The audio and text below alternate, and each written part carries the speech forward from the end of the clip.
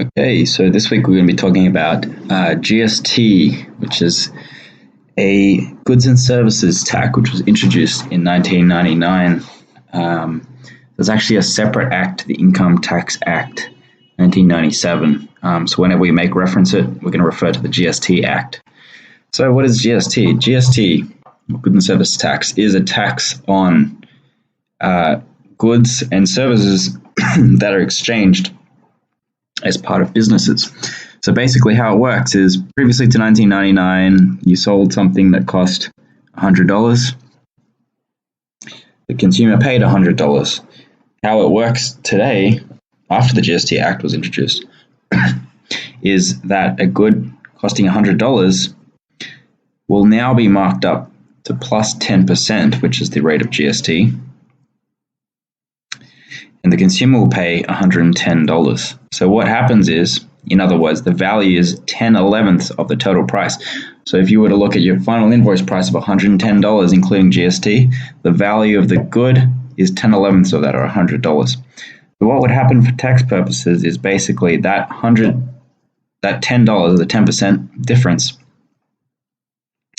the person selling the good, so the business selling the good or service, would have to remit that 10% to the government.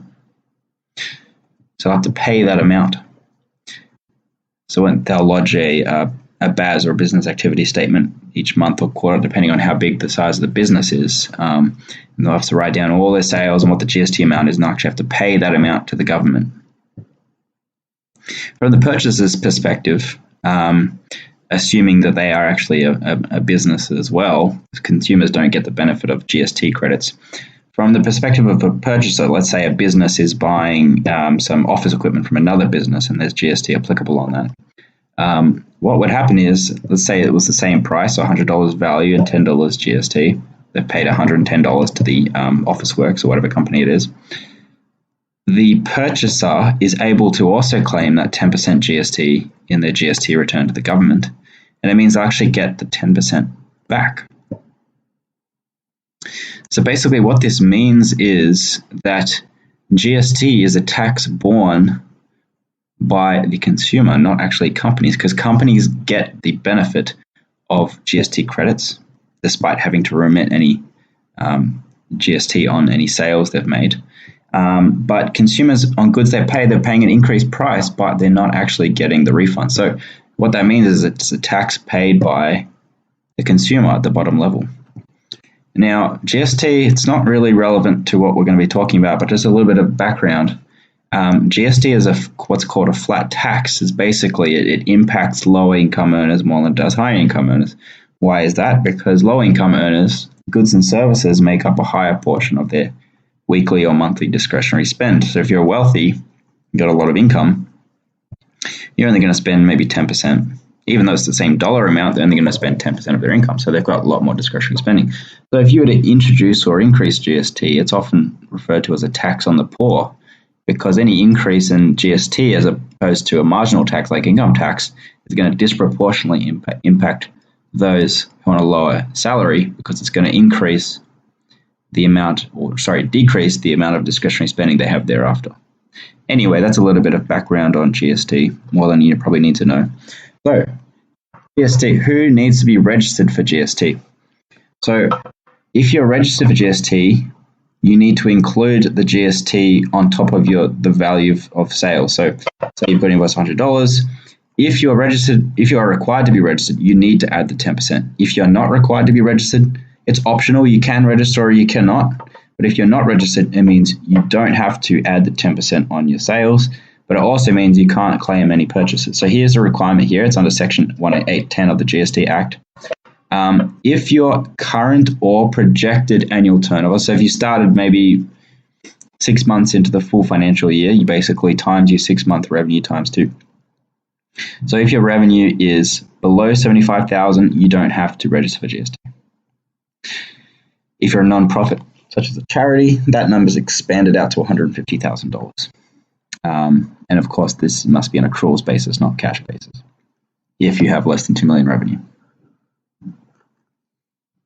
Right, now let's talk about GST supplies. So there's two types of GST. There's creditable acquisitions. Now, the easy way to remember that is it's money going out, e.g. purchases. So that's what I talked about when you get a credit if you're a purchaser and you're registered. The other type is GST supplies, and that's money coming in, e.g. sales. So there are a number of considerations you need to make. So first of all, obviously, are you registered for GST? We're assuming in all of these situations that the entity is registered for GST, but remember to check that. So the section that applies to GST supplies, and remember we've got to pay that money to the ATO or to the government, is Sale of Taxable Supplies, Section 9-5 of the GST Act. Right? This basically says, as I mentioned before, the government, you have to pay the amount to the government relating to the input tax credit. So the way you remember the questions as to whether or not you have to pay that amount is you go through this, what's called the SCREEN acronym. So you have to ask these questions each time and make reference to the relevant section act. And you might actually need to list these out in your exam question. So S, have you made a supply? So let's give the example of an accounting firm providing services to someone. So yes, they've made a supply, they've provided accounting service. C, was a consideration, payment for your supply. Yes, on the invoice, you've invoiced an amount for that accounting services. R, are you registered for GST? So that's this point up here, which we talked about. We're assuming that we are. E, was the supply made in course of furtherance to your enterprise? So you must be carrying on a business. As I mentioned before, the base level consumers who are not carrying on a business, they're just consumers, GST does not apply. It means they don't have to remit any sales, but it also means, well, they wouldn't be making sales, but it means any purchases that they make, they wouldn't get a credit for. So it's actually not in their favor. So you must be carrying on an enterprise or a business. So the accounting firm, it's in a business of providing accounting service. So yes, this is true. Was the supply connected to Australia? Now there's some ambiguity about what connected to Australia means. So here are some of those definitions, because in this digital era where there's a lot of questions around where is the actual service being provided or delivered or consumed. If it's all on the internet, how do you know what the location is? So some real questions coming out of this. So here are some examples. So the goods are delivered or made in Australia. The goods removed or brought in from Australia, e.g. import of goods. There's real property or land in Australia, or supplies if the thing is done through Australia. So there's some ambiguity around this, but use your professional judgment in determining whether there is a connection. But if it's something to do with, say, an oil payment between Malaysia and the US, there's no connection to Australia, even if the company is registered in Australia. Therefore, there is no GST applicable. Okay, was it not a GST-free nor input tax? So certain types of goods are GST-free supplies, which we'll talk about in a second. And these are specifically defined and specifically listed by the ATO and government, etc., that you do not have to pay. Even if all these other things are satisfied, you do not have to pay GST on them. Now, what are these GST-free things under Section 9-30? So let's talk about some of these now. So certain types of food, this is to support our agricultural industry. So fresh products and basic groceries. However, the key thing to remember is it doesn't include any processed/prepared foods. So think about the difference between,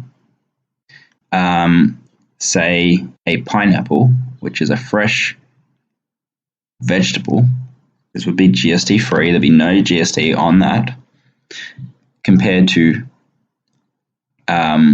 a processed and combined a food, which would have GST applicable on it.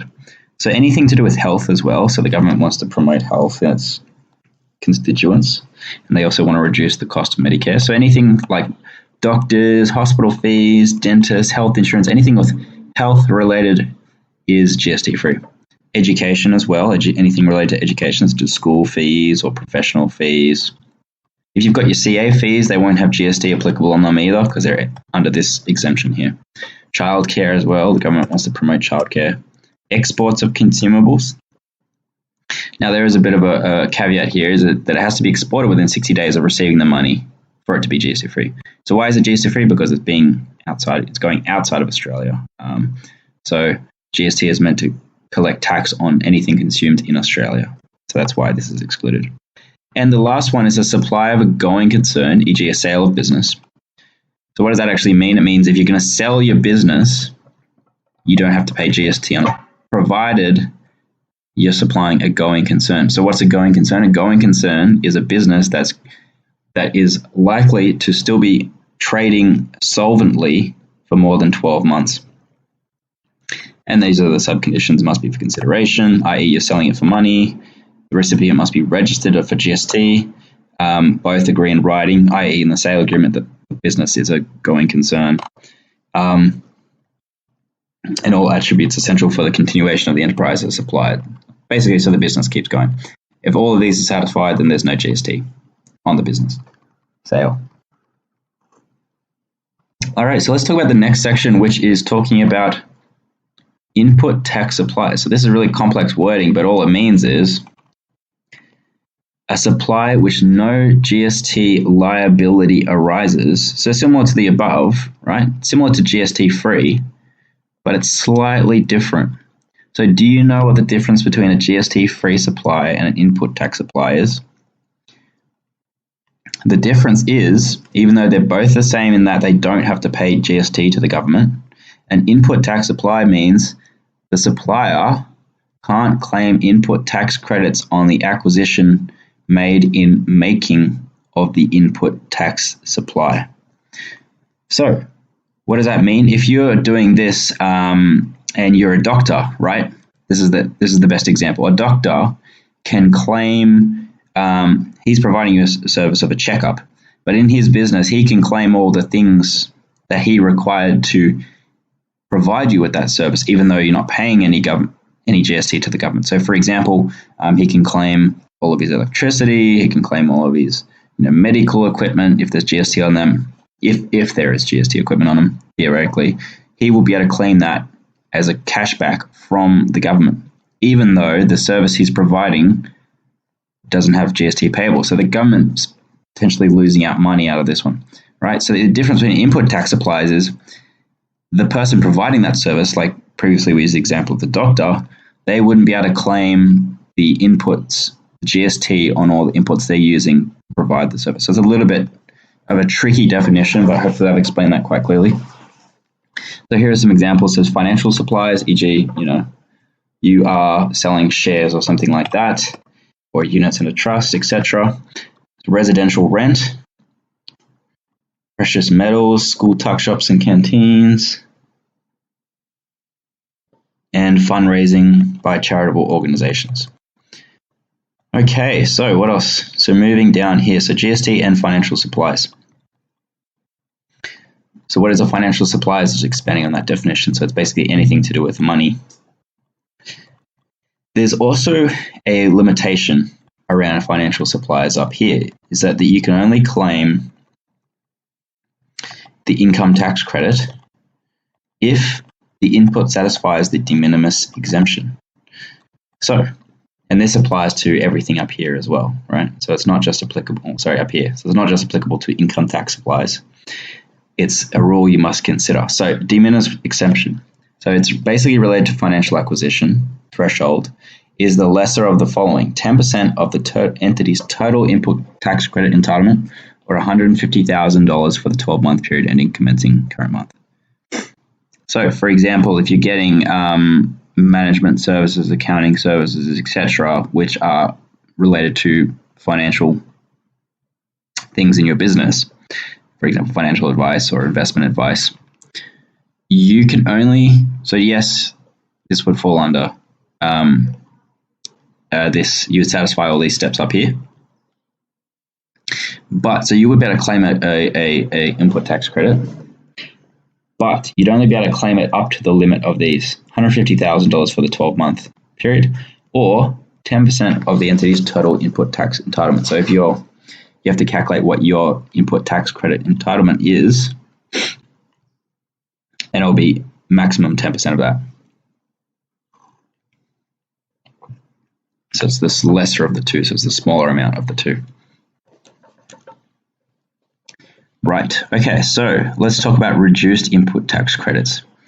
So available when breaches financial acquisitions in banks, 75% of the normal input tax credit. Can get reduced input tax credits even if making financial supply for certain transaction banking and cash management services, some payment and fund transfer services, some securities transaction services, loan services, debt collection services.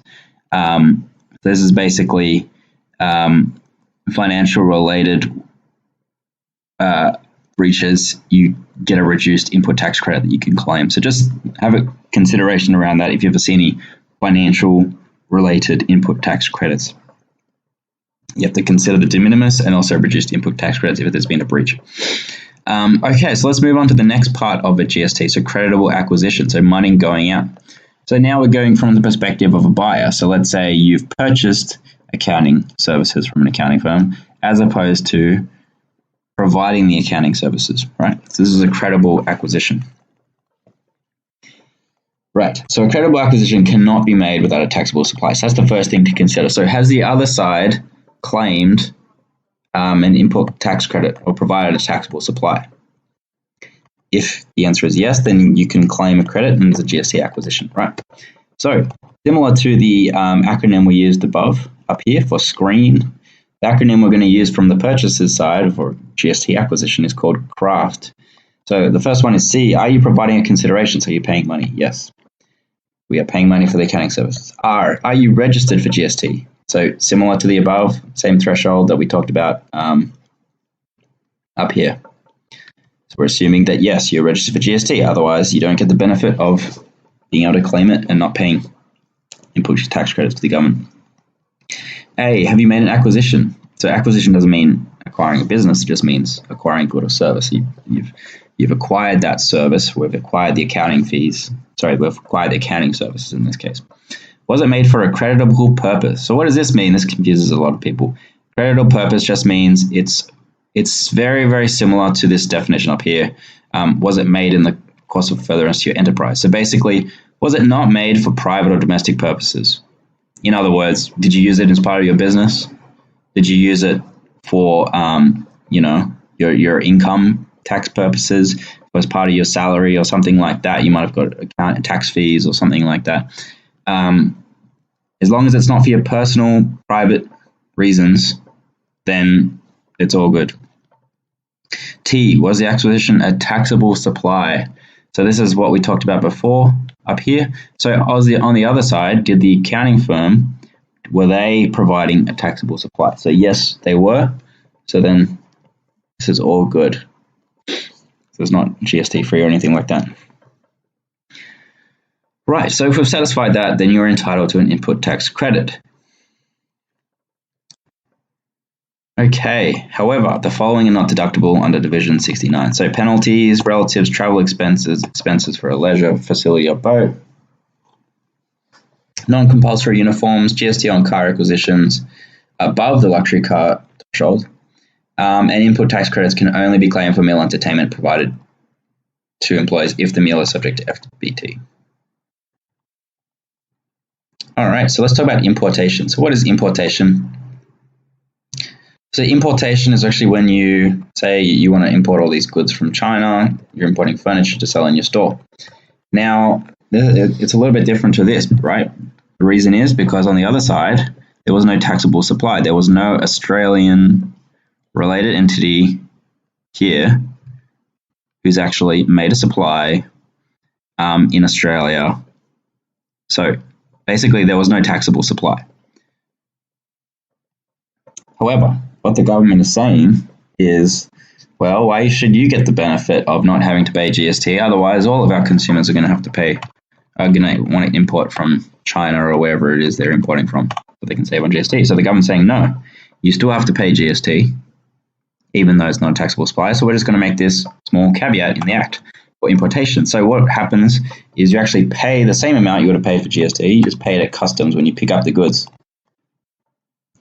I say, well, that's not entirely fair, so let's also give them an input tax credit. So even though the other side hasn't paid them, you actually get an input tax credit if it satisfies this definition, which is called a creditable importation. Because some of them aren't creditable importation, which means you pay it, you don't get any credit. And some of them are a creditable importation, which means you pay the GST, but you also get a credit back later on. Right, so let's talk about taxable importation. So we talked about this, how the importer is liable for GST at customs. It's 10% of the taxable importation. So this is a little bit tricky because normally we just divide by the total 11 and times it by 10. Why? Because the purchase price we're paying for the good is inclusive of GST. However, for an import, the amount that you're paying doesn't include GST. So you're actually just going to add 10% or times by 1.1 or 0.1 if you're just adding it on top. You also need to gross up the value that you're paying to include any transport costs, insurance costs, kind of similar to how you would do CGT, which we'll talk about later, how you include certain expenses in the cost base. We're going to do the same for this. Basically, we're going to gross up the value for any costs. This is a little unusual bit here. So if not known, you can actually estimate 10%, except not applicable for wine and luxury cars, etc. This is a little interesting thing that you could get caught out on. Maybe just remember that. So if you don't know the transport, you can actually estimate 10% of the value. Okay, so section 13-10 says importation is non-taxable if it would have been a GST-free. Right. So this is when we're going back to this point up here. Right. That whether or not you also get an input tax credit. So basically, you're going to pay GST regardless, but whether or not you get that input tax credit depends on whether it's a creditable importation. This is what it's saying. Let's talk about non-taxable and creditable importations. So non-taxable importation. So importer is not liable for GST at customs.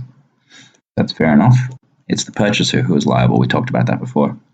Importation would have been a GST-free or input tax supply. Right?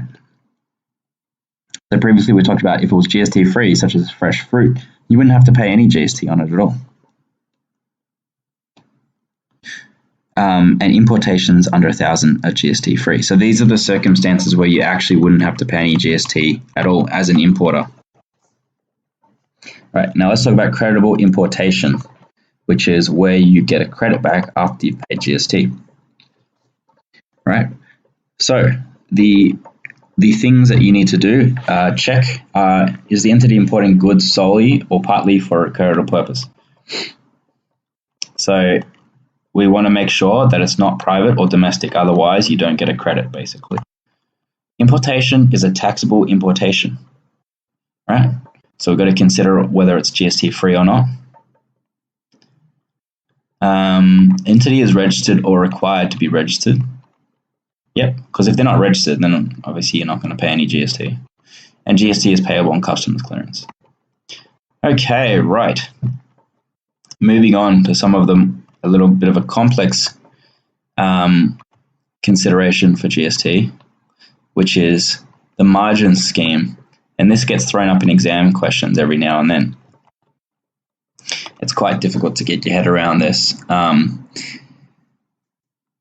So basically what this means is this is an option for a supplier, and it's usually done by residential developers because it saves them GST, where they can apply this scheme.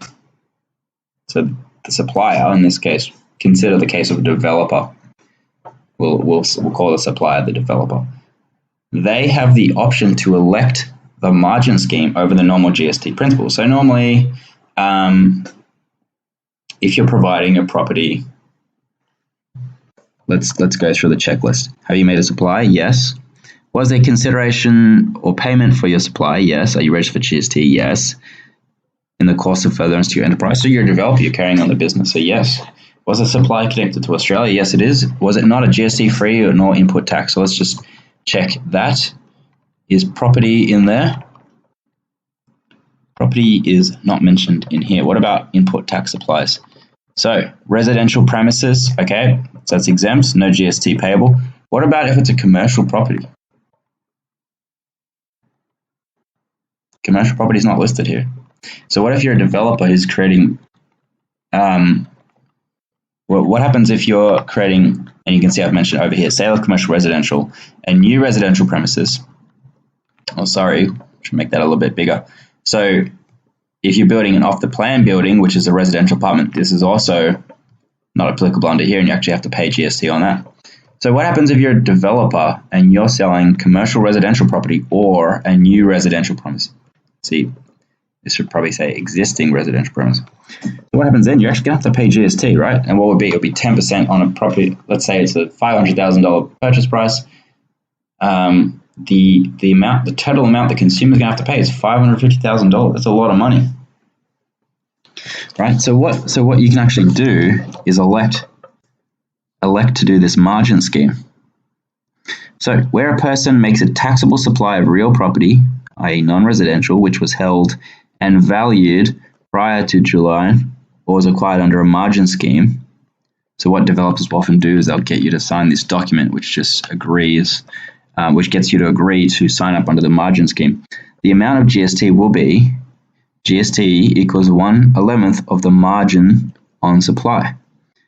So notice that it's not the 1/11th of the sale price, it's 1/11th of the margin on supply, so the difference. And it also says those acquiring real property under a margin scheme will not be entitled to input tax credits on the purchase. So it's really benefiting the seller or the developer in this case, because they're going to have to pay a whole lot less in GST. But on the flip side, the purchaser won't be able to claim input tax credits. So if the purchaser is in the business of providing or purchasing commercial properties, they will be able to claim GST credits ordinarily, right? And if the developer added 50K of GST, the purchaser would also be able to claim 50K of GST as a credit. However, if they had applied a margin scheme and they only did 1/11th of the margin on supply, let's say that margin between purchasing and selling the property is, $20,000. They'll only have to pay 1/11th of that $20,000. So it's really a small amount. Less than it's about $2,000 or so, right? So $2,000 compared to $50,000. But the flip side is that the purchaser won't actually be able to claim that $2,000. So it actually disadvantages the purchaser. So that's what a margin scheme is. Generally only applies to property, but most people have a lot of trouble understanding this concept. So hopefully you understand how that works now. So this GST tax period, that just talks about basically how often do companies have to actually lodge their return and report to the government. These are what my sales are, these are what my purchases are, this is what the GST is, and this is what I have to pay you or what you have to refund to me. So how often do they have to do that? So the standard period is 3 months, 4 times a year or quarterly. However, if your business is a large business which has annual turnover of greater than $20 million a year, then you have to report these monthly, which is quite annoying. There is an exemption for small business, so they've got less compliance. Basically, if your turnovers are under 75K, right, but obviously they've elected optionally to be registered for GST, which can be advantageous if you buy a lot of goods, you get the credits back and don't make a lot of sales. It could be in your favor. So if this is the case, you only have to do it once a year. For most people, for most businesses, it's going to be the standard 3 months. You've got to do it quarterly BAS. Right. So cash versus accrual for GST accounting. So we briefly talked about this before.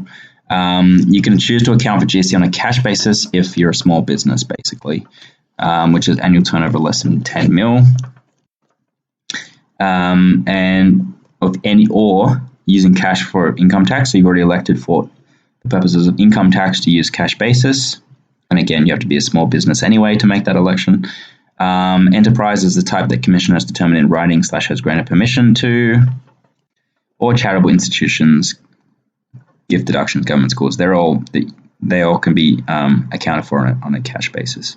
Otherwise, it must be done on an accruals basis. Okay. All other GSTs must account for accruals. Okay, so that's pretty much what we talked about here. So why is that a big implication? Well, as you know, in accruals basis, you can account for expenses and invoices even if you haven't received the cash for it. So potentially you might have to pay to the government on an accruals basis a significant amount of money based on your sales even though you haven't received the money for it. So this can be quite problematic. So most people would prefer to account for GST on a cash basis, but it's not allowed. Right. Okay. And this is just saying the net amount you have to pay to the government is the difference between the GST and the input tax credits.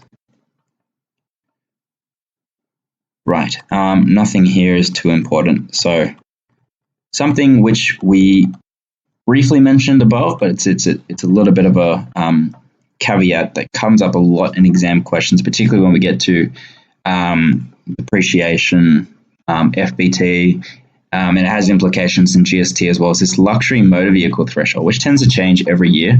In this current year, it's 57,581. But just double check when you're doing the exam, just in case it hasn't been updated. So no GST credits over this threshold. So basically, you have to apportion the credits you get. So if you buy a vehicle for $100,000, the most you can get is the credits up to that amount, 57,581, which is equivalent to 5234. Okay, so that's the end of GST. Next topic will be FBT.